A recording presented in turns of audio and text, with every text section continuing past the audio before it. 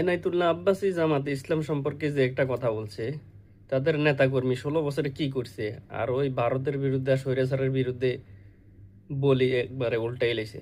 আমরা তো দেখেছি। আপনি 16 বছর কেন, আপনি যদি কিয়ামত পর্যন্ত ভারতের বিরুদ্ধে আর শেখ হাসিনার বিরুদ্ধে স্বৈরাচারের বিরুদ্ধে বলতেন, তাদের কিচ্ছু আসা যায় না।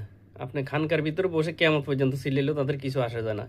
আর জামাত শিবিরের একটা কর্মী যদি, সাধারণ একটা কর্মী যদি রাস্তা দাঁড়ায় বলে শেখ হাসিনার বিরুদ্ধে আর ভারতের বিরুদ্ধে, তাহলে তাদের কলজের মধ্যে যায় আঘাত লাগে। আর আপনি একটা মিথ্যা অভিযোগ করছেন। কি করছে জামাত শিবিরের লোকেরা? তাদের নেতাদেরকে ফাঁসিতে ঝুলতে হয়েছে। জেল, জুলুম, নির্যাতন, এমন কোনো নির্যাতন স্টিম রোলার নাই তাদের উপরে চালায় নাই। তাহলে আপনাদের তো কোনোদিন আমরা কোর্টের বারিন্দা তো দূরের কথা, জেলখানা তো দূরের কথা, কোর্টের বারিন্দাও দেখিনি। আপনি তো বহুত আরামাইশে আছেন।